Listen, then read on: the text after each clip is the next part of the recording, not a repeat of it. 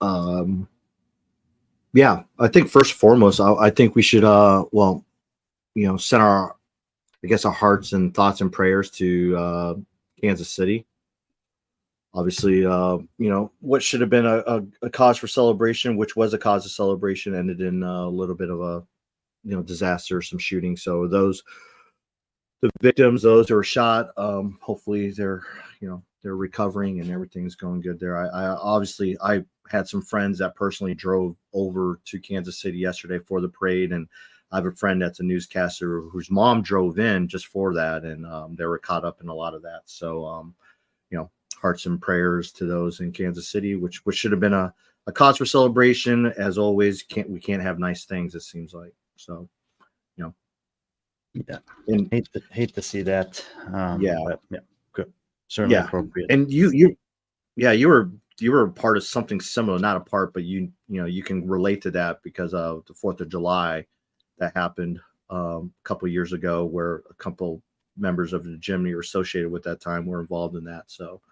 it sucks that's where we live at, and that's where we're at right now. And I saw a meme the other day where it was like, shooting, and then people up in arms, and then it was a very interesting meme. And then it's like eventually we go back to normal and we forget about it until the next one. But no answers for that. But again, hearts and thoughts and prayers to those in Kansas City. And so just be safe out there. Just head on a swivel. That's what I live by. So, but on the better, I guess, what you're here for. We're talking some CrossFit stuff, and something I believe that came in the mail to emails today, right?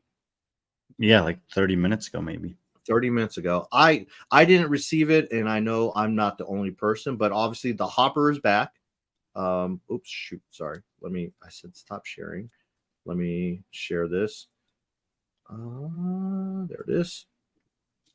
And by hopper, I don't mean Jason Hopper. I mean, this is kind of like CrossFit's basically newsletter for people that are associated with the CrossFit Games, whether it be you signing up as an open participant, and this is how athletes are supposed to get their information. But anyone, athletes, fans, participants, coaches, affiliate owners, if you want to know what's going on in the CrossFit Games season, you should figure out a way to subscribe to the Hopper email and hope that the emails actually come through. And I've been getting them for years and years. And I would say this one in particular is about as good or thorough as I've ever seen. And I get a question or two on a lot of days from different people about different aspects of the competitive season, whether it's Masters, there's some of the new stuff with them, the adaptive being moved over to WheelWOD, which it actually has a separate registration link in this email that you can follow. Will we see a service open? Cooper Marsh. Surprised me, Patrick. Oh, here we are. That's all right. Yeah. Yeah, Cooper, we were just talking about, do you receive these Hopper emails or not? Say something. Yeah, I received those. Yeah. Okay. All right.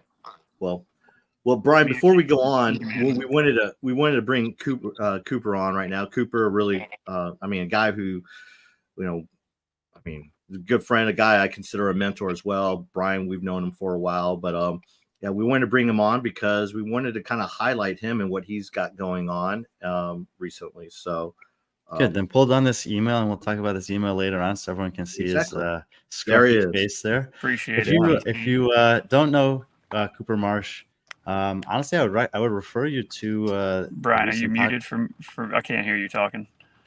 Am I muted? Patrick, can you hear me? Oh, can you hear him now? No, he was in and then he was out. Oh, okay. Freaking live! You gotta love live YouTube.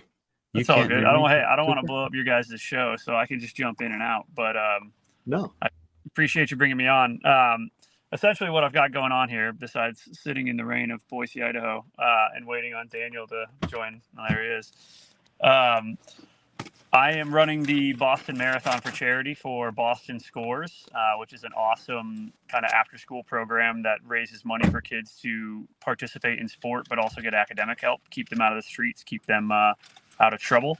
And, you have to raise $10,000. I'm getting close to that goal, but, any bit helps. And you can find the link to support in the bio in my Instagram. So, anything helps. And obviously, being that we're all in love with the sport, I think we all probably have sports backgrounds growing up, and those things lend themselves to a lot of good character growth and learning a lot of different character traits such as discipline, hard work, integrity, etc. So I think it's super important to invest in those things, and if anybody who's listening to this can help support, it'd be greatly appreciated. Yeah, I don't know if anyone can you guys hear me now? Yeah, we can hear you. I still can't tell if you're gonna have to tell me what Brian's saying, because I still can't hear him. Yeah, you can't hear him, but I'll take it from here then, Brian. If you can't hear you can hear me though, Cooper, right? I can, yeah. Okay, but I think right now I'll pull this up right now. Share this tab instead. You're at 87% of target race, so that's impressive. And you got 56 days to go. Yep. And the target is $10,000. So you got 56 days to get there. For those that know who Cooper is, I guess you're an agent and co-owner of Lab Management, which represents some of the, if not the top stars in the CrossFit space, as well as other athletes outside of the CrossFit space. But, and I guess I can't pull up the picture, but Danielle Brandon, who is one of your dear friends and is one of your athletes, Justin Medeiros. I mean, the list goes on. Katrin Davis, the list goes on. But yeah, we wanted to highlight Cooper because one, he's a friend of ours and someone that we deeply admire. And when I saw that he was doing something like this, Brian did as well. We were like, hey, let's try to support him to get to his goal. So I think it's a great thing you're doing, Cooper. Appreciate that, boys. Thank you. Yeah, big fan of the show. Love what you guys are doing. I think you guys are the trailblazers in the space. And if it weren't for guys like you, we wouldn't have some of the validity of the sport. So please keep doing what you're doing, because we need it. So how's training been going? It's been good, man. Just ran a half marathon this past Saturday. We were down in Phoenix for the Waste Management Open with Scott Stallings. So the day before, he had to make up 2 rounds in one day pretty much. So we walked 32 holes, which is about 13 miles, in itself, and then ran a half marathon the next day and then went back to the course. So legs were a little bit beat up, but, excited to get there. And, now it's this weird balance of getting to do the CrossFit Open, which will be fun, but feeling a little bit, depleted when it comes to the CrossFit sense because of the amount of running, but, just trying to juggle it all and use my fitness. So, running's been good. Just trying to log, some volume now. And, the half marathon went well. It was actually kind of fun to race, and, held about a 7:59 average on the mile. Wow. That's amazing. And I those who haven't been following my fitness journey, it actually was kind of inspired by you. But when I saw you at Wadapalooza, I mean, you look fit and you look great. And I was like, man, I need to get back that shape. So I started running again, and I'm up to 2 miles a day at about a 9-minute mile pace. But it's nowhere. I have no desires to run the Boston Marathon or a half marathon. But definitely took some inspiration from you on that. Have you? How have your athletes, the ones from Lab Management, what type of support have they been giving you? I mean, have there been any challenges? Have any of them decided that maybe they want to do this, or maybe, participate in some other way? Yeah, no. So, I mean, keep kicking ass and running, because that's awesome. Yeah. I mean, doesn't matter what it is you're running or doing, right, in fitness, as long as you're out doing it. So, but B, yeah, the athletes have been great, man. They've shared the story a little bit. I haven't relied on them heavily yet just to promote it, but I'll probably ask a little bit more as it's getting closer to the end. But yeah, they've definitely supported by sharing it on their platforms and donating themselves. And then I know Danielle, I think, wants to run a half just because she's, having fun getting strong, but also still doing a lot of aerobic conditioning. And I think Dallin talked about running a half too. I know Mal's running a half. So yeah, like there's definitely, and then Amanda ran a half, and honestly, she fired me up to do one. So, That's awesome. yeah, they're definitely everybody's running, man. I feel like you got to use your fitness, and I just don't think it would be that crazy to see a half marathon or something at the games. So, I mean, we've seen some god awful rowing bits. So, I think running a full marathon would be a little irresponsible for the games, but running half, I think you could definitely see that, or at least like a 10K. Yeah, definitely. It looks like you might be sharing. You won't be the only one in the space running the Boston Marathon. I see that O'Keefe and the HWPO crew, a couple members of them, will be running the Boston Marathon as well. Is there Yep. any cross branding with that, or any challenges that you have? I know you and O'Keefe are pretty competitive when it comes to things like that, and that guy is a runner. Yeah, I mean, I'm definitely gonna bury O'Keefe, and that'll be fun. But O'Keefe is fast, but I'm banking on the fact that his joints have a few more years on them than mine. A So little bit. if he blows up at mile 20, I won't be disappointed. But no, I mean, O'Keefe's running, Sammy's running, and then Ben from Rad is running as well. So Oh, great. there's some awesome people getting involved, and we're all raising money. So please, like, if you can donate to me, if you can donate to Ben or Sammy or Matt, like, please do, because it's all going to good places. I think Sammy and O'Keefe's is a veteran tie. I believe it's called One Summit. So, definitely take a look there. They jumped into fundraising a little bit later than us, so they've got to make up some ground. So, anywhere, you can donate and spread dollars, please do. And I know everybody's kind of got the link in their bio and Instagram. So any support is super helpful. And what support is Daniel going to be giving you during all this? Probably just talking trash, and I don't know. He can't run, so he can run a little bit. He can squat though. Of course he can. Are you guys on your way to the shred shed right now? No, we're going to work. Okay, but shred shed maybe tomorrow. Yeah. So. Yeah, cool.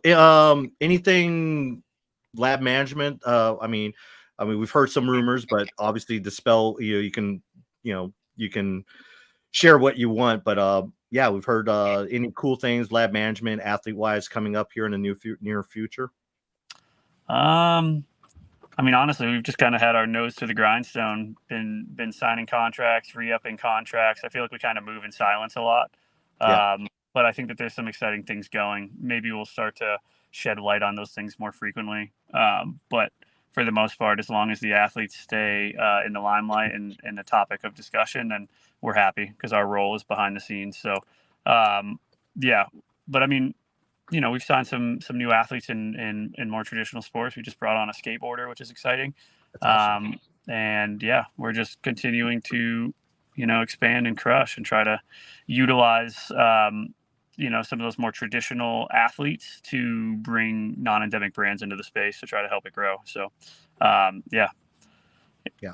And I mean, pitchers and catchers reported. You got a couple baseball players. I know Jason's a little bit more involved in all that, and same with Zach. But that's you just left Arizona, so you're not going to be around a lot of that, all the reporting. But that has to be an exciting time for lab management as well. Yeah, for sure. Some of the guys we get to work with, such as Josh Hader and Logan Webb, have started throwing. So one in Arizona and one now in Florida, with Hader getting traded to the Astros. So yeah, man, season's budding. I mean, you're a big baseball guy, huh? You got to be excited for your Cards to get going. I'm excited if they finish over 500 this year. I mean, it was a rough year last year. Really rough for us. Well, you guys have some bright spots, though. We definitely Nolan do. Gorman is a stud. That kid's phenomenal. I think he's on track to be an all-star here soon enough. So yeah, Walker, Mason Wynn. I mean, we got the pieces there, so we just got to get that pitching, and we'll see. We traded for some arms, but I don't know if any of them are aces, but we'll see what happens. But we definitely like to have the Logan Webb and the Hader and the close it up, but you got to pay to get those guys. So Cardinals aren't exactly into the paying market right now. Brian, do you have any questions that I can for Cooper that maybe I can forward along, since he can't hear you? No, I just thought he was generous with O'Keefe, only giving him a few years instead of a few decades. He said he thought you were generous about O'Keefe, about you giving him a few years as opposed to a few decades. I love it, Brian. Thank you. Yeah. Yeah. Yeah, we've seen O'Keefe run. Like me and at what was the West? He kicked when they our had ass. West Coast Classic in Virginia, and he just buried us when we were trying out the that ruck run. The dude's got wheels. I'll give it to he him. does. He does.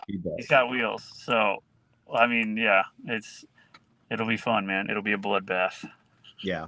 So yeah, thanks for coming on, Cooper. Obviously, please go to Cooper's Instagram. We have it up right now at Cooper Marsh. And help him get to his goal of $10,000 raised for this amazing charity that you're trying to do. And we're definitely looking forward to that.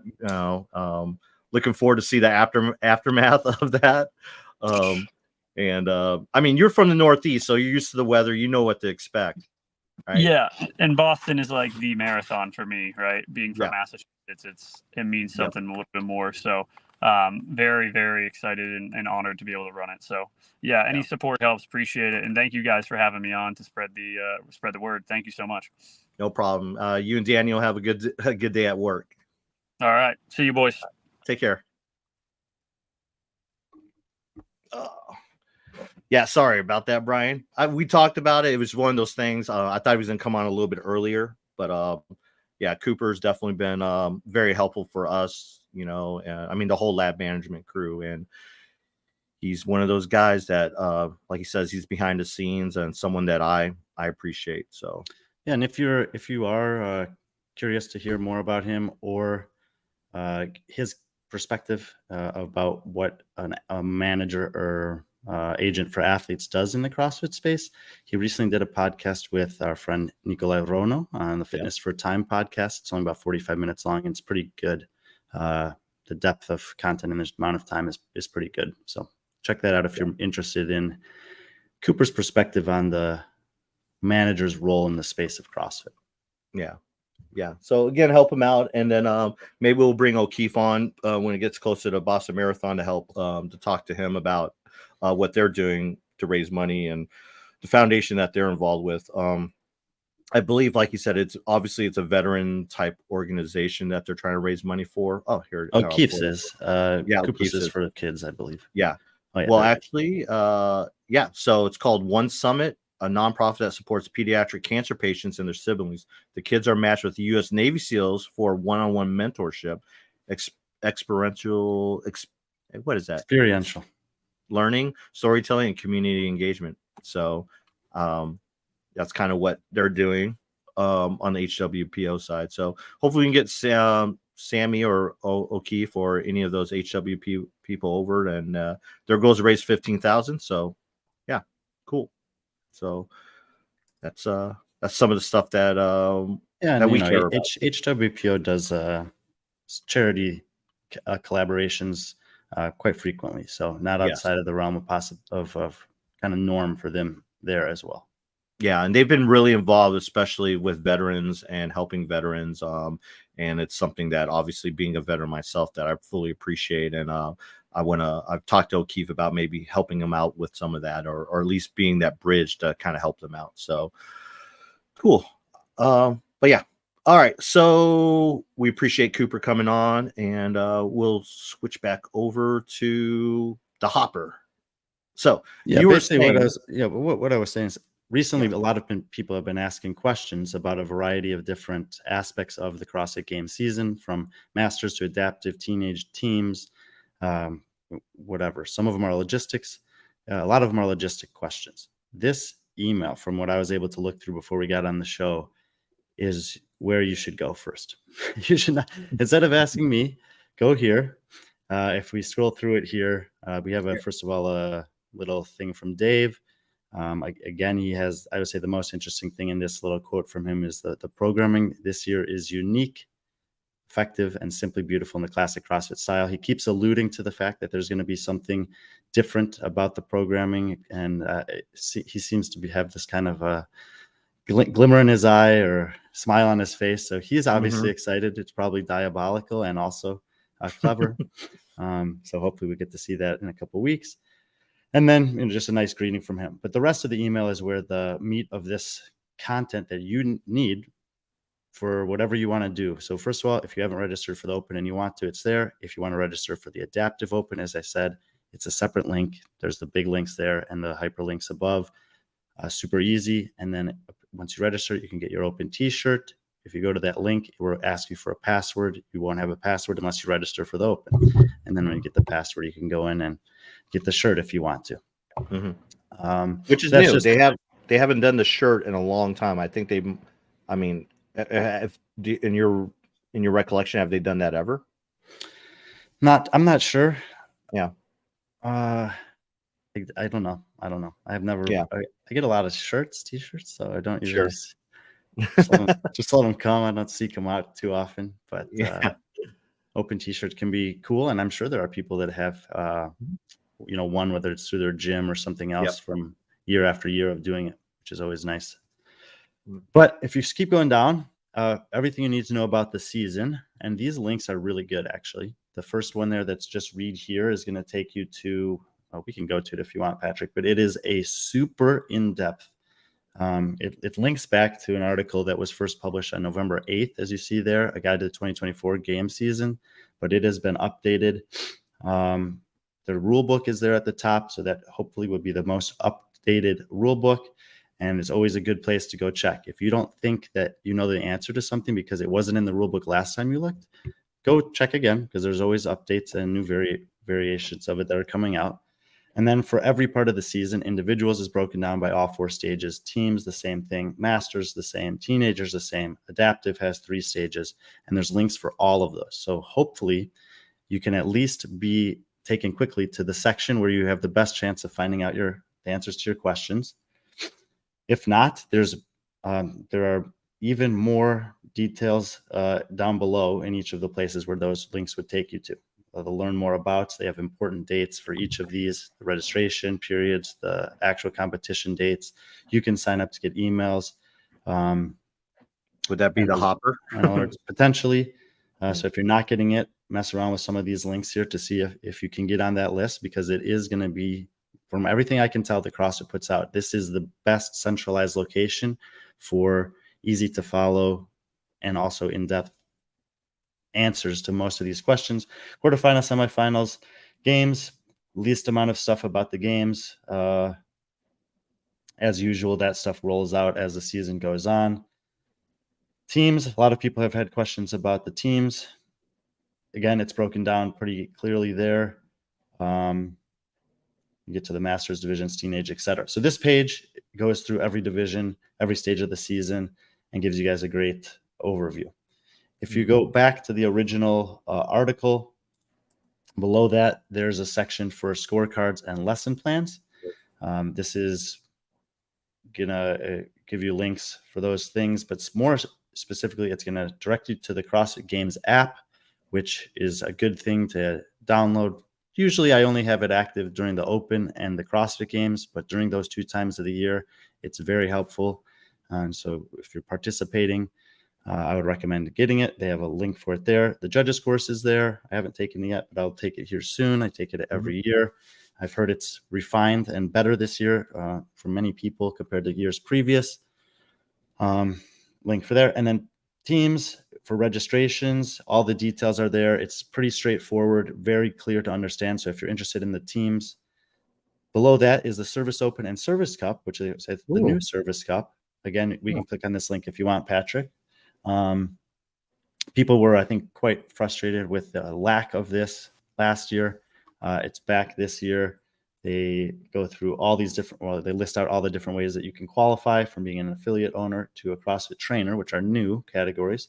And then the classic ones with the addition of EMS, first responder, educators are in here, firefighter, military, etc. If you're not familiar with the history of CrossFit, the service members of the community were a big part of the origins. So I think it's nice. I think most people will receive this very well, that the Service Open is back. You can use all those hashtags to get into the appropriate one. The way to do it is actually right there. And then the Service Cup, some information here about the Service Cup and how it dovetails a little bit with some stuff that the Pitt team are doing in terms of their collegiate qualifier eligibility rules. And then a picture I thought you might like below that, Patrick. Ha. So service dogs, was that one of the I didn't see that one in the hashtags? category, but this dog looks like he's gonna make a good case for himself. Yeah, it's a police dog, so it's a service dog. So yeah. So I know that the service open in general has been Mhm. an interest for a lot of people. Good information on it here. Service Cup is kind of this new thing as well. Mhm. So anyone who registers for the Open and uses one of the Service Open hashtags will advance to the Service Cup, which is a virtual competition to determine the Mhm. fittest in each profession. And then there's a note for college students who meet the eligibility requirements in the Pitt Collegiate Qualifier that do not participate in the Service Cup, and it lists some of the dates and et cetera links for that. So that was kind of a new and exciting thing I thought in here. And then the last couple sections they have in the original email are games season FAQs. Again, a great resource that they've provided. So go there and see if your questions are answered there first. Listen to the CrossFit Games podcast. Well, Chase Ingram, Adrian Conway are often putting out different things there that may be diving into more of these. And then upcoming CrossFit license events. This is really nice. This is something that people have been asking for. And here it is provided. You have a link to see all of them, but they have the ones that are coming up from around the world. So I think this is great. And then finishes out with just very brief, the dates again. So Hopper email went out today. Tons of great information in there. Hopefully can answer a majority of your questions.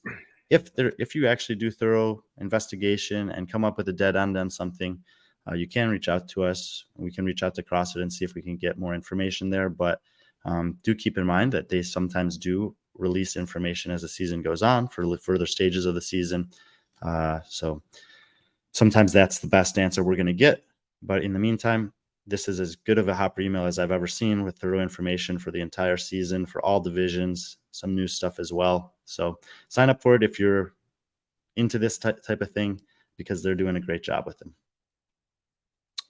Carl's asking, is there something new with Masters teams? I believe that Legends will be, I believe that's one of their divisions.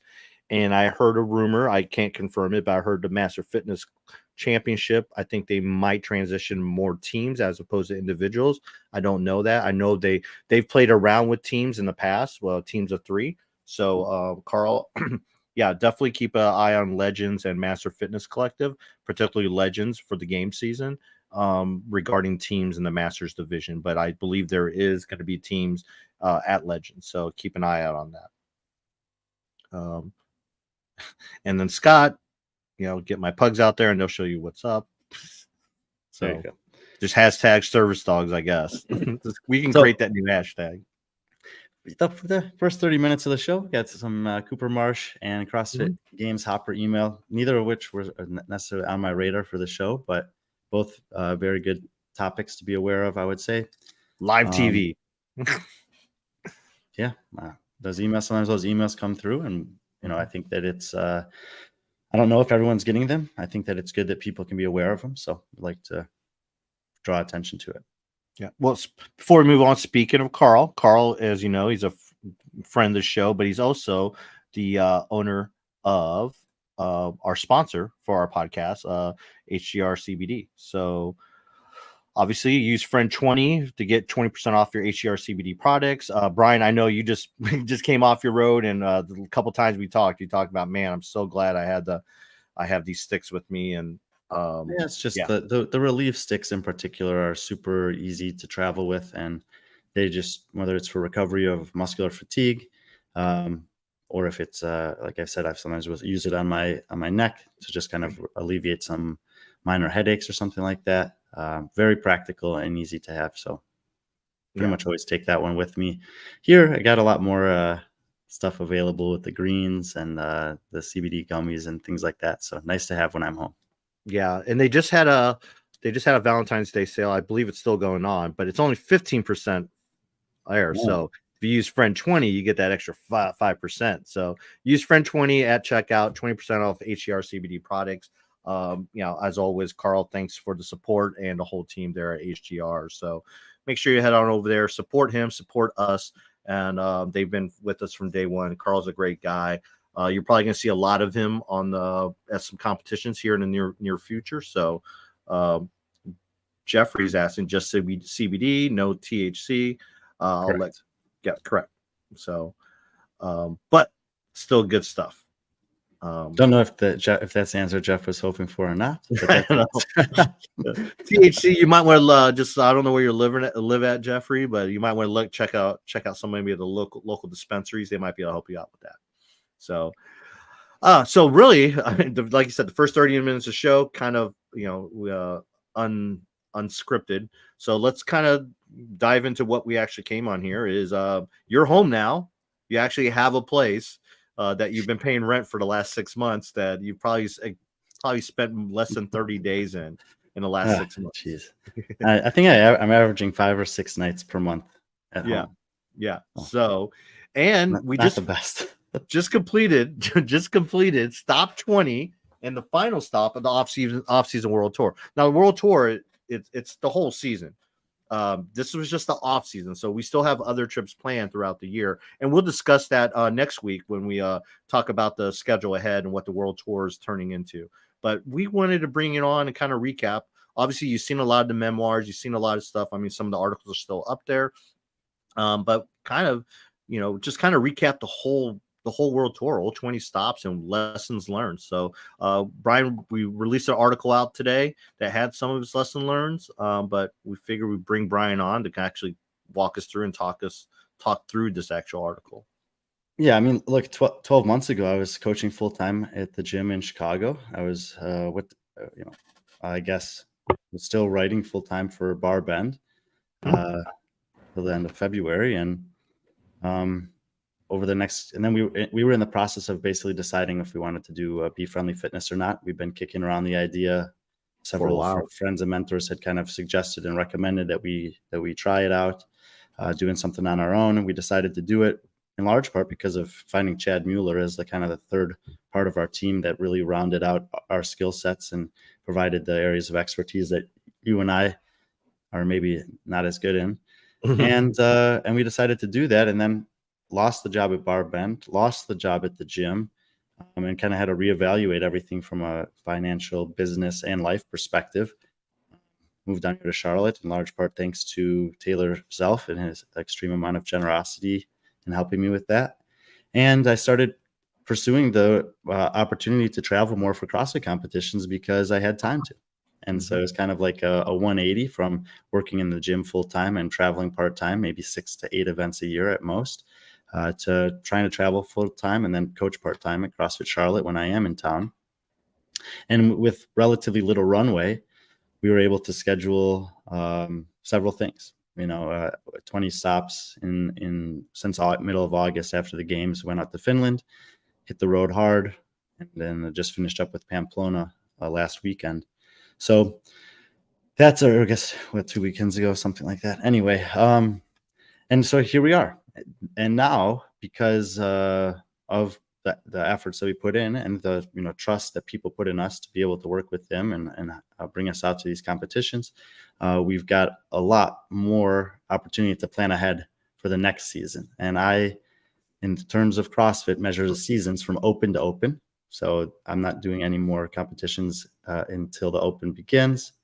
And therefore, for me, the 2023-2024 season has officially wrapped up.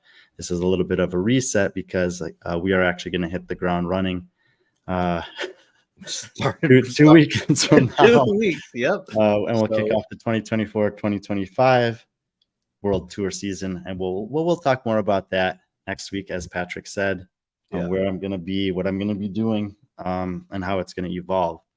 But in the meantime, I will say a little sneak peek into that, just our discussions. I'm excited for you, for us, and these competitions. I mean, it's crazy. Kind of looking over the stats, you kind of shared it with Chad and I this morning. Just the current World Tour, 8 different countries, 9 states here in the continental U.S. And I'm actually in the process of figuring out how many miles flown and how many hours spent on a plane. And it's, just through 2 events, you're over 20,000 miles. So should be fun. Yes, I actually, for the trip that's coming up at the end of the month, I booked it and it put me over another threshold of advantage miles with American Airlines. And I was talking to this woman on the phone about it, and she's like, well, anyone who reaches this status, I just always like to tell them congratulations, because it's not easy to get here.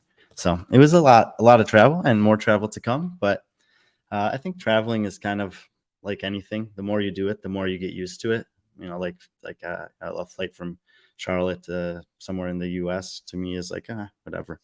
And overnight flight to Europe, I still don't love, but outside of that, it's not so bad. Yeah. Carl, question right here. Big fan of the B.Friendly Fitness Tour. Thank you. It's difficult to keep up with the schedule. We're going to streamline that.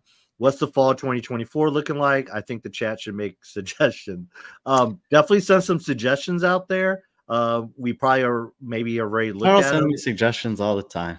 I'm sure he does. But yeah, the schedule we will publish a schedule. It may not have some of the competitions. The dates aren't not yet known yet, but we'll at least we'll at least list the competitions that we're going to be working at that we know of over the next 12 months. I can't remember how many there are. Yeah, somewhere between 20 and 30 already. But yeah, we'll have those out next week so people can see where we're going to be. But definitely send suggestions. I think next year or this coming year, starting with the fall, there'll be some additions to the B.Friendly team. As you've seen, we brought Bella on a couple times and stuff like that, and she travels. I might be living in Europe during that time, so there might be an opportunity where B.Friendly can be at multiple places at the same time. So definitely send suggestions. If they're not, we throw this out here as well. Is if you are a competition that is curious about other competitions that are going on at a similar time or weekends that you're looking for, if you haven't booked anything yet, don't hesitate to reach out.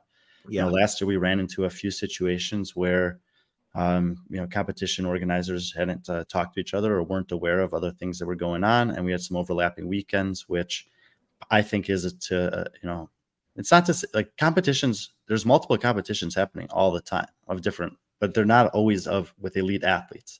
And if you're trying to facilitate multiple competitions on the same weekend with elite athletes, there's a lot of kind of variables that are, remain to be seen how they're going to be handled. And there are already going to be some conflicts this year that I know about, but that's in large part because they haven't reached out and asked, and or maybe they just don't care to. But if you do want to have a high-level competition that tries to attract elite athletes from either your region or from around the world, and you're trying to avoid some of the other ones, happy to share with you what we know in terms of trying to plan accordingly, because I think it's in the best interest of everyone to try to space out those marquee events, at least not have them on the same weekend as often as possible. Well, I think this one's probably already on the schedule, but yeah, we're not going to jump ahead too much again. But is that desert or dessert? I'm down for Dessert City. I love me a good Dessert City, but yeah, Desert City Classic was one that we already did. So this past year. Next week we'll preview the 2024-2025 World Tour as it is then. And but in the meantime, I just took some time to reflect on what I observed, and this is it's kind of interesting because I have a lot of friends who create a lot of content here in North America, and we've done studies of our own demographics of who's watching or listening to the stuff that we're putting out or reading, and it is very, very North American centric. And this is not one of the lessons that I learned in this article, but it's just a bigger picture thing that I have had suspicions about, but has really, really been heavily affirmed in the traveling I've had, is that what exists in North America and what people who live, train, speak, and spread the word of CrossFit to people in North America, it's really much more isolated to North America than a lot of people think. There are some people outside of North America that are consuming that content, but it's pretty sparse. And there's, this is a kind of a stark example, but when I was in Spain, like multiple people who I would think would be pretty well plugged in with CrossFit could not identify or by name who Chase Ingram is. Chase Ingram, who owns an affiliate for 10 years, who's a color commentator at the CrossFit Games for just as long, I think, who is on the affiliate council, who hosts the CrossFit podcast, who's a regular guest on Talking Elite Fitness Death by episodes, who's regularly on with Sevon, who has his own programming podcast, Get With the Programming, which, by the way, if you're not listening to that or haven't been listening to that and you're trying to run the best possible competition, you're not doing yourself or your athletes or your volunteers any favors. Just listen to it. You can listen to 2 episodes, any 2 episodes you want about competition, and you're going to come away with something valuable that will improve your ability to run and program competitions. But people don't know who this is. And I showed them a picture. Oh yeah, that guy. And it's like, if these people who are involved in CrossFit internationally don't have this level of awareness of Chase Ingram, think about the other personalities in the space in North America that have much less credentials than him across the board. I didn't mention the fact that he also competed at the CrossFit Games. He's coached teams to the CrossFit Games and all, whatever. That's just to put some things out there. So there's this, and this is something that we're trying to do, is trying to increase awareness across the international competition scene. And so these are just some things that as the hopefully no one knows anyone by name outside of the top 5 athletes, Dave Castro, Major Boss. There's Rodri, a friend of ours in Spain. Take that picture down. His back muscles are intimidating me. I know. It's like he's got so many dimples. So these are just some points of, these are just some, I guess I would call them suggestions. That if you're running a competition, these are very simple things to do that I would say many competitions are not doing well, or more competitions are not doing well than I would have expected, that can make new audiences who are coming to your events, whether they're on Instagram, on a live stream that you're doing, on your own website, just more likely to actually stay engaged and captive in what you're putting out there. The first one is just the basics: who, what, where, when, and how to watch. If you're having a competition, and that means you have an Instagram page and a website. And when I come to your Instagram page or your website, if I can't find out these basic things quickly, then you're losing customers, basically. The dates should be so obvious. The location should be so obvious. The what is obviously the title of your competition. The who is who's competing there. I do not understand why hiding the athletes who are competing at your competition is such a big thing. In any other sport, it's not like you're going to I'm going to go to the football game. Who's playing? I don't know. Well, how do you know that? Is it a team you like? Not sure. I'm just going. It's on Sunday. Like, this doesn't happen. When you buy a ticket to something, you know who you're going to watch. The leaderboards aren't always finalized, and you can always put a qualifier there that says leaderboards are subject to change up until the start of competition. Fine, put that there. But it's like this slow trickle out of one athlete. If you want to do that, fine, but put a link to a leaderboard that just populates the athletes that you've already announced. And then at some point, a week or two, not any closer to the competition than that, prior to it, just publish a full list of male and female athletes that are competing at your competition on Instagram and have a link to the leaderboard there so people can see it. They want to know. And late in the game, that can drive some ticket sales for you. It can drive attention to your competition if you're having a live stream of any kind, which is the how to watch. And at the events that we'll be going to this year, all of them will have some kind of streaming option. So this is a basic for competitions. Make it easy to find the basics. In every sport, every competition, every piece of entertainment that exists in the world, people want to know who's participating, when is it, where is it, what's going on, and can I watch it? So make it easy to find. Going back to that, me being a WWE wrestling fan, WWE does a great job of this. Even for their live events, non-televised events, this is where they actually, obviously they have their televised live events, but it's those house shows that they do throughout the week that have no live feed. They still put promo posters or pictures up that promote the athletes that are going to be there. So that way, fans will go and watch because they know Seth Rollins is going to be there, or The Rock's going to be there, or etc. And I think CrossFit as a whole does that. The games does, because they already know, because we see the qualifiers, but they do a good job. And I think Granite Games did a really good job with it a couple years ago when they promoted Mal O'Brien as soon as she was announced that she was going to be competing in that region. But that generated some excitement. Obviously she withdrew, but still, that's the type of stuff.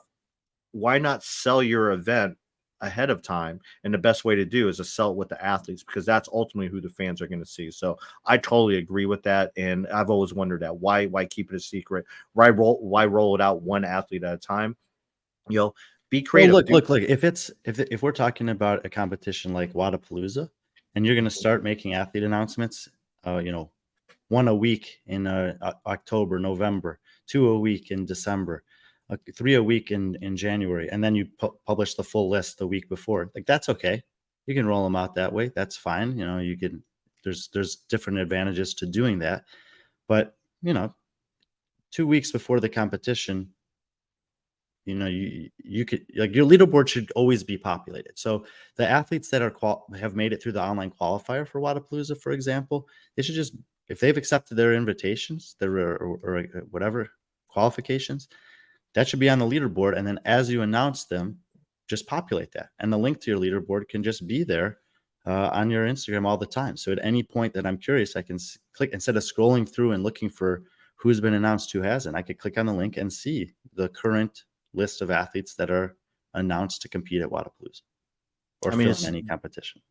Yeah, I agree. But this is like a perfect example. Now, granted, they've updated this list with The Rock and took Brock Lesnar out, but this was something simple that they came together, and it's generating, April 6th, April 7th, and they already put this out there. So, and their Instagram posts is the same thing. But that's just an example. But again, everything that you've put on here is everything you've put out here in the story are suggestions, things that you saw, but and you're making suggestions to help these competitions out. So just keep that in mind. We're not especially because the hope is that there's more exposure, that more people can watch competitions that are happening. And when there's more exposure, there's more scrutiny, there's more criticism. And we want to try to avoid that as much as possible, because the focus should be on the athletes. That's the goal. But when competitions in large are missing on simple things, a lot of which is just doesn't even have much to do with the competition, it distracts or detracts from where I think the focus ought to be. Yeah. All right. Workout details, including time of day. So I think that actually Dubai was a good example of this year. They released a lot of their workouts early, but not all the details. And I was totally okay with that. I think that there's some element of surprise that's all right. So, they had a workout, for example, it was power cleans and farmer's carry. And it was 21:15:9 power cleans and farmer's carry after every round. So we were missing details of the weights, the distances, time caps, etc. That's okay. But we have a good idea. We can start to see the pieces of the puzzle, the programming developing as they announce them over time. I like that, actually. Okay, here's all the workouts. Maybe we hold one, and there's a few questions about each one that we'll find out in the time of.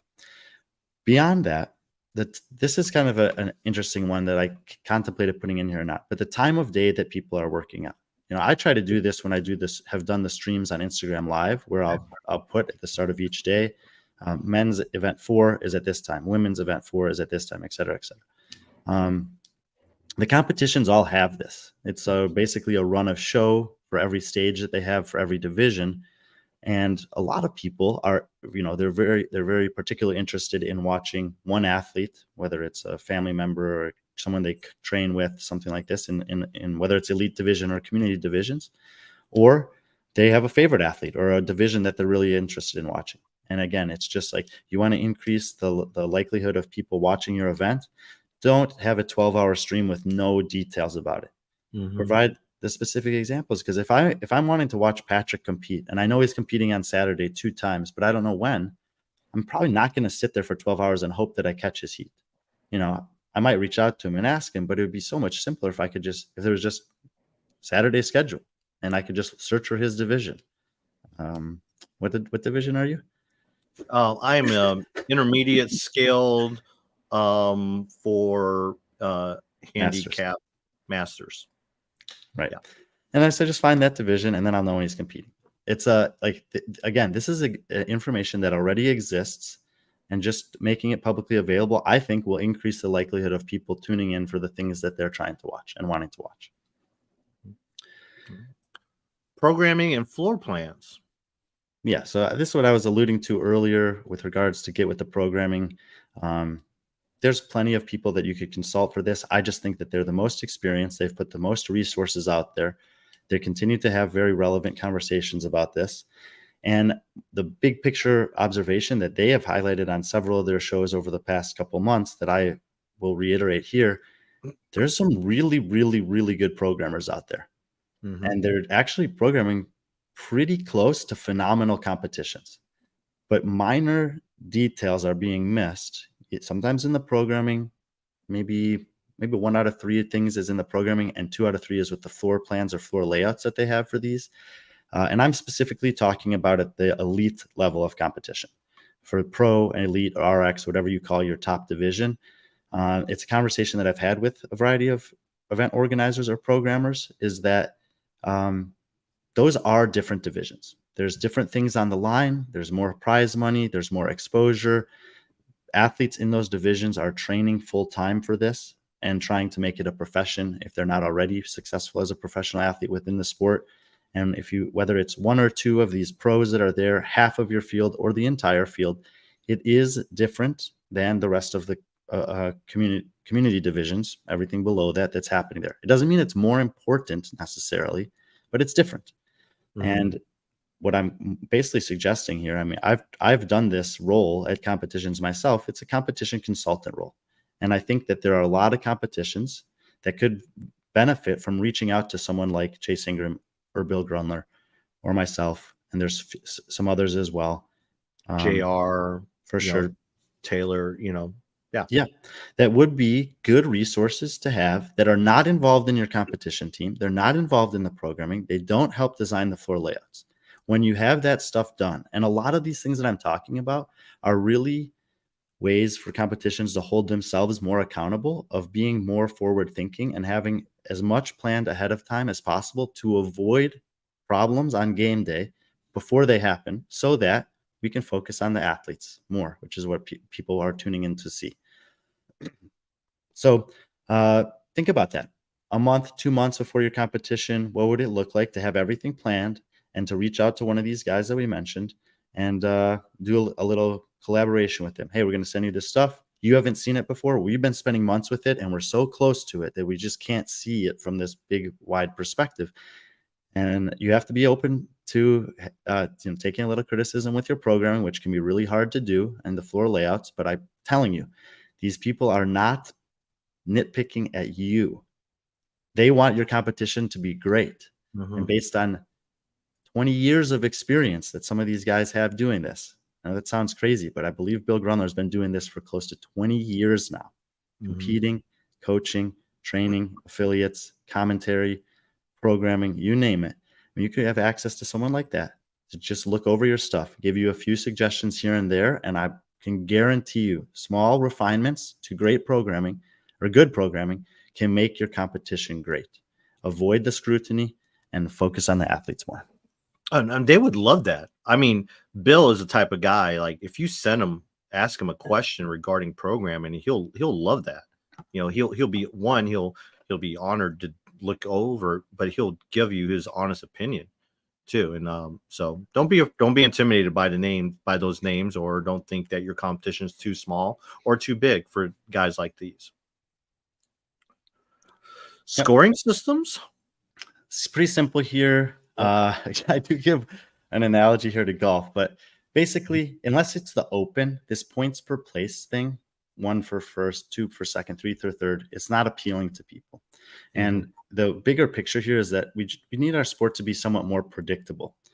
100 points for first and 0 for last, with some kind of taper in between, depending on the number of athletes that are competing, or if you're using a Z-score, it still has the 100 down to 0 feel, is just easier for people to digest. If I'm watching golf every week and all of a sudden, and every week, the lowest number wins, the lowest number wins, the lowest strokes under par wins, I understand that. If I turn on one competition one weekend and suddenly the highest number of strokes wins, the commentators have to explain this over and over again. I'm constantly confused because it's not in alignment with everything that I'm thinking about. And it just kind of halts things and it detracts from the athlete's performance because you're trying to figure out this other thing that's going on. So I'm not saying we have to have a uniform scoring system for every competition, because there's different number of athletes competing. Some people like to use the Z-score, which is a different conversation, but 100 down to 0 at some intervals is a recommendation for competitions to use, so that people who are starting to watch more regularly can have that element of consistency when it comes to how scoring is working at these competitions. This next one, I've seen you probably more involved than you should be when it comes to this type of stuff. And the appeals process needs to be more consistent. And I don't know how many competitions I've been with where athletes have come to you directly. And this is when you're not even involved with the scoring or the judging or anything like that, but they'll come up to you and ask you, hey, to make an appeal on their behalf, or to, ask you how to make an appeal. But I think that comes down to what this point here is: make it more consistent. Athletes, coaches, managers, and then on the other side, sometimes people from the scoring team or people from the judging team will consult us for different things. And those things are okay, but in general, it's another one of these things that, like, we know that the human error of judging is a real thing. And that whatever number of lanes you have, whatever number of judges and athletes are on the floor, there's going to be something that happens. And therefore, there's an opportunity for an appeals process. It's no different than having a challenge system in the NFL, MLB, whatever else. There's these opportunities to review things that could have a dramatic effect on an athlete's performance that was missed in real time. That's why the appeals process exists at all. But it is so widely varied. Literally, like, the extremes that I saw this year are, there's no appeals at our competition. Sorry. And on the other side is members of the competition team asking people in the fans for videos from different angles to get accurate insights into what's happening. Both of those things are crazy to me. Those are, as usually the extremes are. But somewhere in between, I think that there is a best practice for competitions that could be utilized. I don't think that independently I'm the best person to give that. I think that there's people I would love to have a conversation with to kind of put that into effect. I'm not sure if I know that Fikowski and the PFAA have a lot of best practices for different things outlined. I'm not sure about on the appeals process side of things, because that's a competition organizer sort of a thing. Maybe they have something or not, but I do think that there's a big opportunity for a hopefully simple appeals process to be widely used, so that it's predictable, so that from competition to competition, if you're a coach who's coaching a dozen athletes that each compete 3 times during the season, that at those 36 competitions that you're going to go to or whatever, that you don't have to hunt down someone that you may not even know who they are to find an appeals process that could be similar or very different from what you're used to. Some of the differences are only the athletes can make the appeal, but at this competition, the coach can make the appeal. But at that competition, the coach or the manager or the athlete can make the appeal. Why? Why is there so much variance there? Some competitions say you must make an appeal when you're on the floor. Others say you have 30 minutes. Others say you have until the end of the day. Why? Why is there so much variety in terms of the time? Others have discrepancies about what you can appeal. We can make that probably a lot more simple. This is the last one, Chelsea Middle. What are your thoughts on using outside video for an appeal? So some competitions will say no videos will be used for appeals. Others will say only internal videos. Others will say that you can welcome outside. I would think more competitions are leaning towards we're not taking any outside videos. But if you're doing that, then you should be thinking about what internal videos you have that are going to provide an angle that you can actually review things that you're putting out there to review. So the thing is, like, if it's a close finish, that's easy to review because you can put a camera on either side and you can go back and watch it as they cross the finish line. If you're going to try to review the squat depth of a particular athlete, and let's say it's a Chelsea Miller's coaching that athlete, she might have a great video of it because she was filming that athlete independently.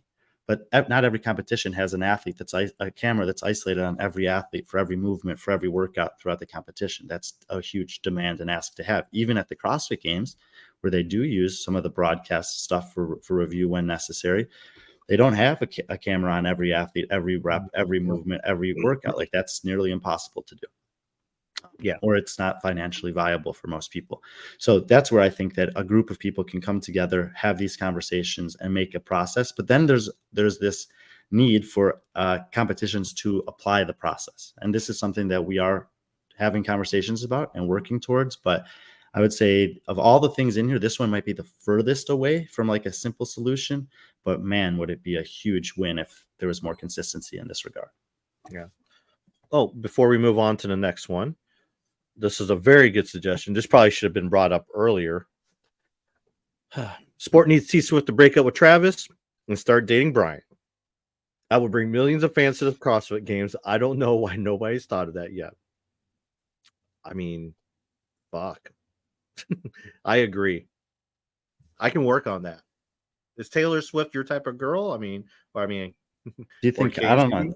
I wonder if she watches our podcast or his podcast. I don't know. I mean, I heard that Greater Heights podcast it's building a little momentum. You know, I haven't watched much of it, but yeah, I don't know. We'll have to find Taylor. If you're in the comments, drop us a comment, a suggestion. Moving on, award ceremony. This one really caught me off guard, and you brought up a really good point about this too. Something again that I wouldn't have thought of. Award ceremonies. The number of people, I don't even want to say groups of people because they're widespread, that have mentioned to me over the course of this offseason that the award ceremonies process in CrossFit is outdated and just quite frankly frustrating is numerous. And more or less how this works is at the end of competition on the last day, there's an award ceremony for all the divisions. That's basically how it works more often or not. Now, there are some differences to this. So, for example, at the CrossFit Games, that's not how it is. They have a separate award ceremony for all the other divisions. Now, that won't matter this year because they won't all be competing in the same location on the same weekend. But they had an age group or divisional games award ceremony. Then they brought those athletes onto the floor for the award ceremony for the elite teams, men and women. Wodapalooza has done stuff like that in the past. I've worked with them as a script writer in years ago, and we would have a award ceremony for a certain number of divisions at this time, and then for the other divisions at this time. Because if you were at Wodapalooza and watched this year, they ran through all of them at the end. Mm-hmm. And by the time you got, they didn't announce the elite, I think it was elite women podium on the floor, and you had to wait an hour basically to find those results officially from them. This dovetails a little bit with the previous one, is that depending on what your appeals process is, and sometimes competitions have a different appeals process for the final event than every other event, because if it's Friday afternoon and the competition is going till Sunday, I can make my appeal about something that happened on Friday, and it's not a stress for me. Even if I go to sleep and it's not changed, I can wake up in the morning and see it's changed. If it's not, I still have time to go talk to him and see what's going on. If it's the last event, that can't happen. Time is at a premium. So you might need to have a built-in system that's different specifically for the final event. But I still think that with the right tactics in place, there's no reason why within 5 minutes of the final heat of a division ending, you can't have the results finalized. I know there are people on scoring and judging teams that would give me pushback on that, but I'm basically saying that don't give me the excuses, find the solutions. I think there are ways, because I've done it myself in the shadows and with teams in meaningful situations, that you can get it done quickly. You just have to be organized and ready for it ahead of time. So that's, I think maybe it was one that surprised me too. I wasn't expecting it to be such a consistent critique or complaint that I heard, but I think that the award ceremonies it should be enjoyable. That if you win your division or get second or third, and you're going to be standing on a podium of some kind there, and your family or friends are either in site or on site or watching from home, they want to see that.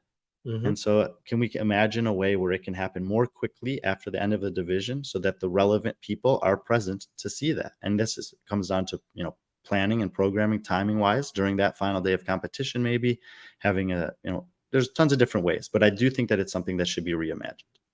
I definitely agree with this. I mean, like I said, I was surprised to see that, but after reading it and thinking about it, Mike, you're 100%. I mean, we did a competition this past weekend, a little in-house competition. Not in-house. We had over 40 teams competing at this competition, and we were able to wrap it up in less than 5 minutes. We had everyone on the podium, took pictures, and then we took a giant group shot, all within 5 minutes. So it's doable. But I think you brought up the appeals process. I have heard instances where athletes, particularly at Wadapalooza, where they were given, I believe, 2 appeals throughout the whole weekend, and some of them they just use their appeal on the final event because they're like, "Oh, I have it, might as well use it."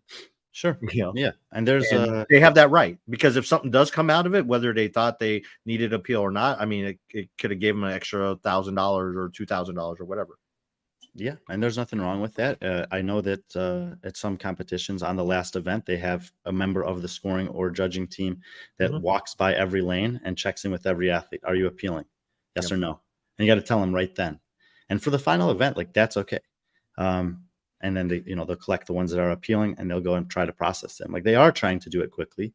Once in a while, there is a legitimate appeal that takes some time to review that you need to process. But again, this is the end of the competition weekend. You can allocate resources appropriately to that team or process at that time that you can't the rest of the weekend, because there's tons of other things that might be going on, so that if there are a heavy influx or 1 or 2 legitimate appeals that require a high degree of attention, that you have people available, technology available, whatever, to process those quickly. I mean, the only time I ever was involved in any kind of a review that I could have seen taking more than 5 minutes to really get was the ride event where Ricky came from out of nowhere at the games. Oh yeah, because they didn't know if he did. Yeah, if he didn't know. Yeah, and the review process for that was pretty involved. But it's like a one-off in my memory. And all of the other situations that I can think of, it might not have only taken 5 minutes, but it could have with the right planning and preparation. Yeah. And that particular event, like you said, there wasn't a camera on every single athlete, and you had offsite event going on. There were miscounting by judges, athletes. There were a lot of variables there, but they did go through a great length to try to get it right. And I think it was actually Chase who put his detective hat on and explained it to everyone eventually. It was. Didn't Choi? Was it Choi that did an extra lap? Wasn't there a female that did? One female ended up doing an extra lap. I forgot. I think it was Choi. But squat lower, please. Yes. I could not avoid putting this in here. And again, if the award ceremonies was your biggest surprise, this was probably mine. But this is, I mean, it was crazy. It was alarming to me. I actually sent Andrew Hiller a message the other day. I was like, dude, the squatting depth globally is appalling. And he was like, LOL, yep, I know. And he does know. And if you want to take Andrew Hiller at his word that he wants people to be better, and we go back to some of his initial motives with this stuff, it was movement quality, better. And quality squatting, take away competition. Just as a lifestyle movement, the ability to stand at full extension, lower your body so that your hips are below your knees, and stand back and fully open your hip is something that every human who cares about themselves for the duration of their life should want to be able to do easily and well. And yet, in affiliates all over the world, in divisions from scaled beginners, masters, teenagers, all the way to elite, and I'm talking semifinal and above athletes, I watched time after time, week after week, people who either could not squat below parallel or refused to squat below parallel that are regularly engaging in the CrossFit methodology.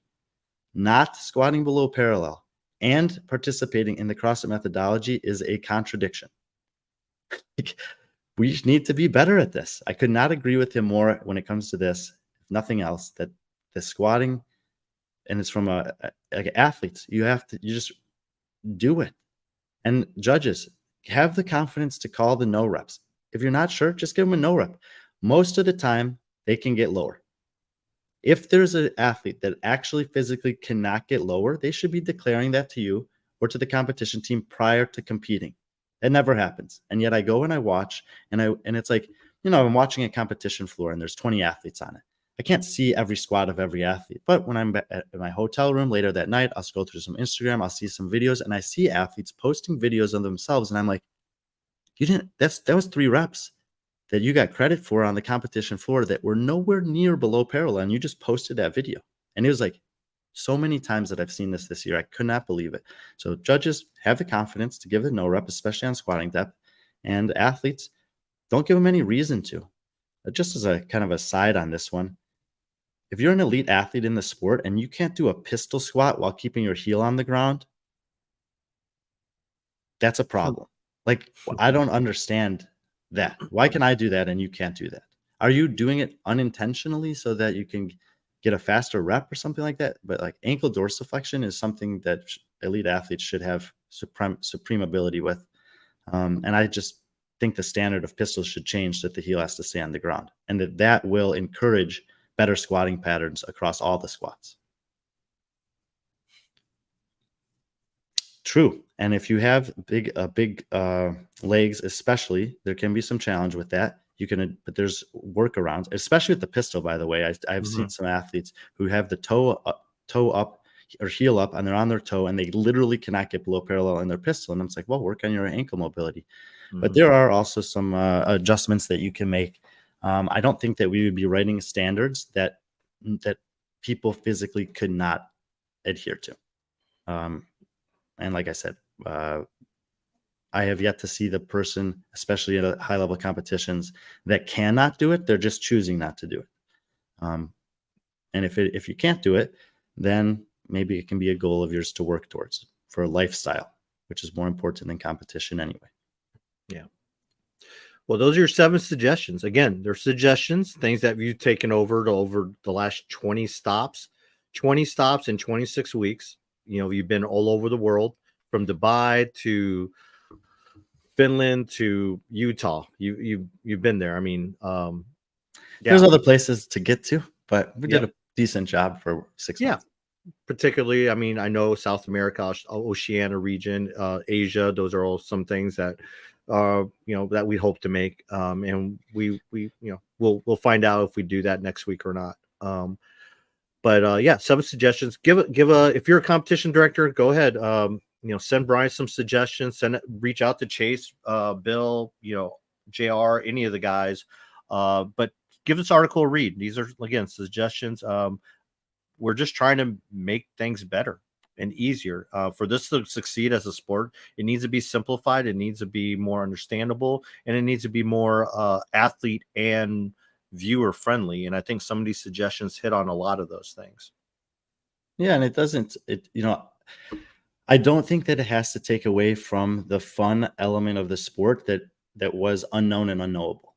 There's still room for that. That's what I alluded to with the example of the Dubai programming. Released a lot of the workouts, but not all the details. And there's certainly room for creativity, but there are definitely some basic things that I think are best practices for competitions based on these are largely not even my opinions. These are just repetitive ideas that I've heard from different athletes, coaches, organizers, volunteers, judges, people who work on these scoring or competition or event athlete control teams at a lot of competitions, that just will allow for more engagement and less criticism of the competitions, and hopefully with the result of having more focus on the incredible things that the athletes are doing. That's what I want to see and talk about.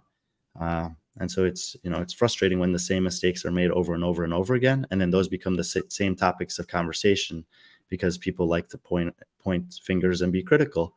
And it's easy to get distracted with that and lose sight of the really incredible things that are happening on the competition floor. Yeah. So we got about 15 minutes before everyone that's on here. We highly encourage you to switch over to Sevon's channel to watch the latest episode of Shut Up and Scribble. 1 second here. What's today's topic? They're going to look back through open workouts, I guess, from 2011 to 2020 only. I don't know what these little things are, but basically they're going to say which ones still hold up as good tests of fitness. Yeah. And should be a good one. I wanted to this morning. I just ran out of time. I wanted to kind of go through all of those years and pick out a few that I think would still hold up. But the one that I would throw out there, I'll be curious to see what they say about. I don't remember I think it was 14.2 was the first time it was programmed, versus the overhead squats and chest to bar pull-ups, ascending reps in a fixed window, and you keep unlocking more windows. They did do that as a repeat workout a few years later. And that was one that came to mind this morning as something that I still think, well, I think it would hold up as a good test for the community, but I would be nervous about the capacity of the elite athletes being exceptional. There were a few back then, Josh Bridges and Camille LeBlanc-Bazinet in particular, that were already pushing it into a really ridiculous threshold. And obviously with the increased capacity that athletes have, I'll be curious to see how they address that one. Yeah. So head on over here in the next 14, 26, 25. And, good transition. See what those guys are about. They love the comments. So make sure you're engaged over there. Another thing I want to talk to, we're kind of going into this catching up on the news type stuff. And this is something that you brought to my attention, is that the Syndicate Crown 3-day passes are available for the Syndicate Crown. Yeah, so, and I wanted to highlight this because, I know that everyone's been really pushing the open, and now that the off season's behind us, our attention is starting to shift towards this upcoming calendar season, but also the CrossFit Games competition season. And another thing that I know people often were asking me about when I would travel to these competitions is, what's the crowd like? And for those that have watched consistently, I think that you will see that internationally, people are showing up in more quantity or abundance than they are in the US. There are, we've had these kind of feelings about that being true with, during semifinals, especially, people will look at the Torian Pro and they're like, wow, they look at the Copa Sur and they're like, man, that crowd's packed. And then they come to North America ones and it didn't have that same kind of feeling. This venue in Knoxville, they've hosted competitions before. And I'm going to tell you, if that venue fills up, it's going to be an electric environment. Yeah. But it was pretty sparse last time. And so their events the tickets are available. 3-day passes are a better bargain than the other two. If you're a fan of CrossFit and you want to support the sport and see it continue to grow, pick one, the West Coast or the East Coast, and see if you can make it happen.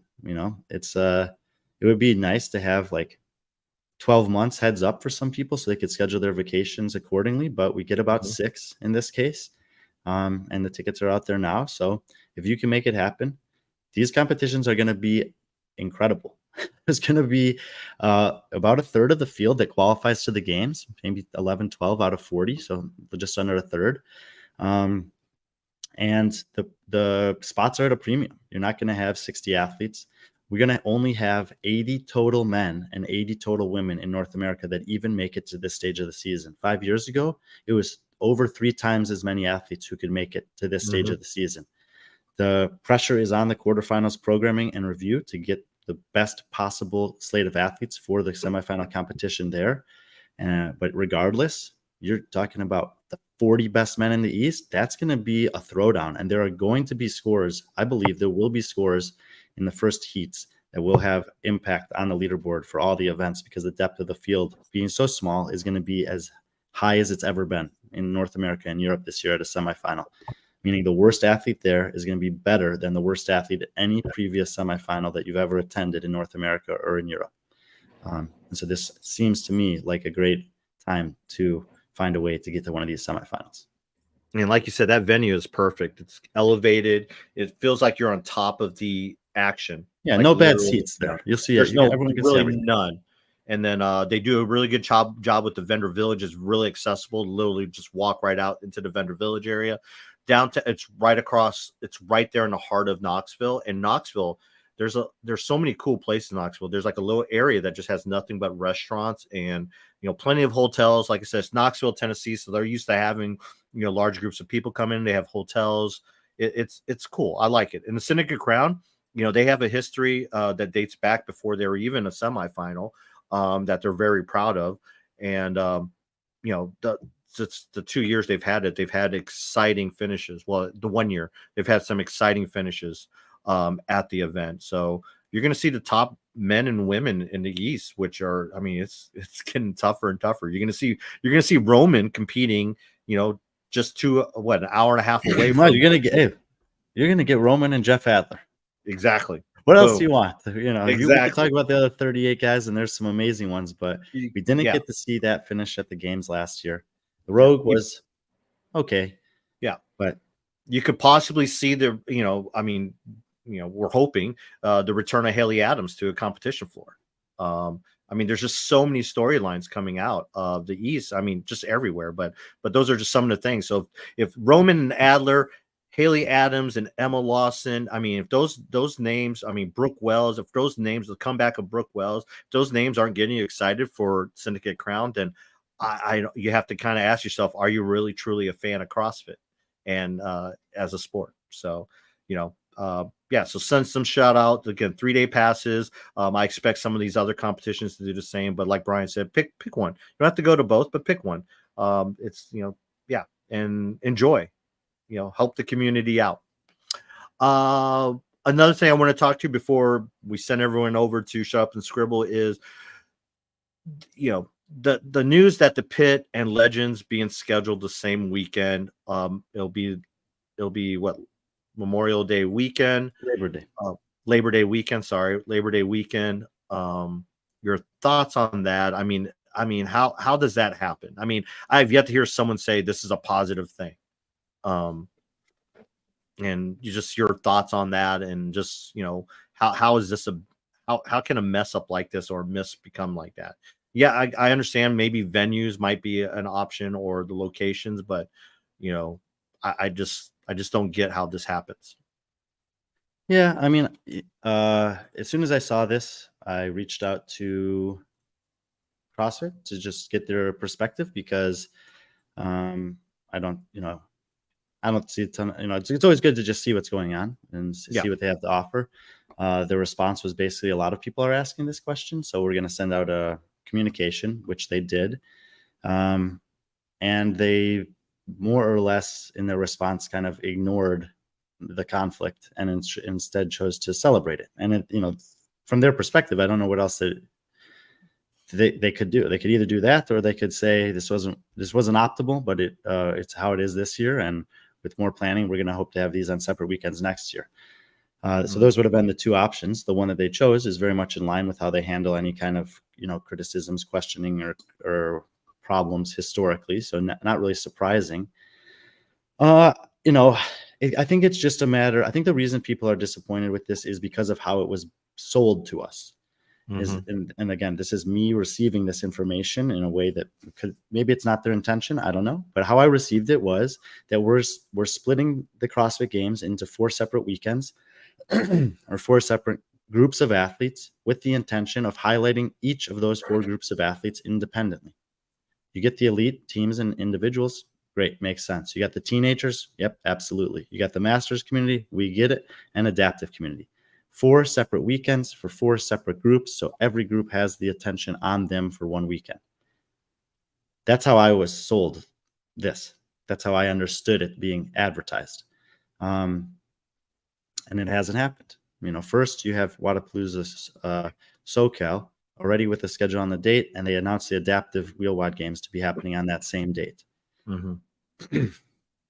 That's a bummer, because Wadapalooza SoCal is going to be a big draw for a lot of people. And I think that as a result of that, wheel wide games is going to suffer in terms of the investment that they could have had from the community. It's not that people don't want to support the adaptive community, but if you're running the same weekend as this kind of mysterious, new, exciting Wadapalooza event in Southern California, the home of the sport of CrossFit's birth, that's been advertised for over a year, which you can expect elite athletes to be competing at, if you're only going to watch one thing that weekend, that's what people are going to watch. And it's not a slight at the adaptive community. It's just a fact. So that was a little bit of a bummer. And then the 15th Throwdown coming on Labor Day, it's always on Labor Day. There's no surprises about that. And it's like their weekend. I would be kind of disappointed if I was them that the Masters is also going on that weekend, because I'm pretty sure that from the first conversations that Brock and Stephanie had with CrossFit, they were probably saying, hey, we really like running on this weekend. Can we have that weekend? And they were told, yes. We're making some assumptions here. But, then the Masters comes on that weekend. I don't think that was the first choice. I think that they were trying to find some other things. You and I had heard some different possibilities in terms of dates and locations. And then this is the news that come out, and it was underwhelming to me. So I'm not sure what else to say. Yeah. Well, before we go off, leave you guys for today. CrossFit's made 2 of the athlete announcements for the open workouts. They have, obviously, the first one was Adler, Fikowski, Alex Kazan, and Alexis Raptis in 24.1. And then just recently, they made the announcement that we'll have 2 athletes going head to head in Justin Medeiros and Colton Mertens. So, yeah, I'm excited about all those matchups so far. I think it's a good mixture of athletes. So, yeah, I'm probably most excited about the Raptis and Kazan. You know, Adler and Fikowski, like just in terms of the open, like if I had to make a blind bet, I would bet on Jeff every time. The guy's Exactly. a freaking ninja in the open. I mean, he might win it again for all we know. And there are some one-off open events that Fikowski could compete with him in, but you know, the something open with is wall balls or rowing, Sure. Yeah. Heavy, you know, if it's a heavy snatch ladder that ends in a heavy weight paired with 1 or 2 of those things potentially. But Alex and Alexis is a very cool kind of story. You know, they were right neck and neck at the games last year. Kazan seems to be like on this ascension. A lot of people are saying, can she have podium aspirations? What's the ceiling for her? Alexis has been excellent the last 2 years, but then she's kind of pulled back from this off season with some health stuff. Seems like she's still training and doing very well. So I think that's a really intriguing matchup. I'm excited to watch them go at it. Yeah. So it makes me wonder what they have planned for 24.3. I mean, right now we're seeing a lot of North American based athletes, so that's making me think that these events will happen in North America, live announcement wise. We've heard rumors. So my thought is 24.3. I mean, you would think they would go international with it, don't you think? With international athletes? I mean, if we're just looking, we have the reigning champion on the men's side and the previous champion on the men's side in the first 2 announcements. We don't have any podium finishers from the women's side at all from either of the last 2 years. So I think that. So, I mean, and look, sometimes CrossFit reaches out and the athletes say no, but exactly. Laura Horvath and Gabby McGower are right there training together all the time. Seems like a possibility. You got Ariel Lowen, fittest in the U.S. If they're going to keep it all domestic, you might like to see her go against someone like Emma Lawson. That might be a fun match for the last one. So they're usually trying to get some of the best. They don't always agree to it. We're fortunate to have 6 great athletes commit so far. And if I was gambling, I would gamble on 2 women from the top 10 going head to head in the last week. Yeah. Cool. Well, we have a show next Monday. We're going to speaking of competition directors and event, organizers, whatever you want to call it. We'll talk to them, but we'll get the opinion of a dear friend of ours, Roger Grillos, will come on next Monday, and maybe we can walk through some of those 7 things you discussed in your article with him. So we have him on Monday, and then I believe next Thursday around this 12 o'clock Eastern, 11 o'clock Central, we will have another show, what the upcoming tour season looks like for B.Friendly Fitness. And then, who knows? We might surprise you with another show as well. Just like I love giving Brian surprises, just like I have with Cooper on. So once again, make sure go to Cooper Marsh, support him in his excellent foundation or the charity that he's raising money for the Boston Marathon. So support him. And also thanks to HGR CBD for their support. And I'm trying, if there's anything else I'm missing, I think that's pretty much it. But yeah, again, we're all about support. So head on over to Sevon's channel, watch Shut Up and Scribble, leave some comments. And as always, be friendly, our friends.